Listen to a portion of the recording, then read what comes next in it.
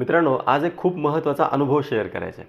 काही दिवसांपूर्वी एक पेशंट आली होती आणि ह्या पेशंटमध्ये लक्षणं अशी होती की केस खूप गळत आहेत, वारंवार चक्कर येते आणि डोळ्यांची सुद्धा आग होती. विशेष म्हणजे अंगसुद्धा सगळं अंग दुखतं आहे, हाडं दुखत आहे ज्याला आपण म्हणतो ना, असं अंग दुखतं आहे आणि ब्लिडिंग पण खूप होतं आहे. म्हणजे पाळीमध्ये रक्तस्राव, ब्लिडिंग खूप मोठ्या प्रमाणात होते आणि हिमोग्लोबिनसुद्धा कमी झालेलं आहे. आता अशी जेव्हा संकीर्ण लक्षणं असतात ना, तेव्हा आयुर्वेदिक पद्धतीने डिटेल केस हिस्ट्री घेतली जाते. आता या डिटेल केस हिस्ट्रीमध्ये असं आढळलं की ही रुग्णा किंवा ही पेशंट बऱ्याच वर्षांपासून रोज रोज एक लिंबू पिळून पाण्यामध्ये पिळून रोज खाते आहे. आता लिंबामध्ये व्हिटॅमिन सी मोठ्या प्रमाणात असतं असं तिला कोणीतरी सांगितलं होतं आणि त्यानुसार बऱ्याच वर्षापासून तिने असं लिंबू खाण्याचं सुरू केलं होतं.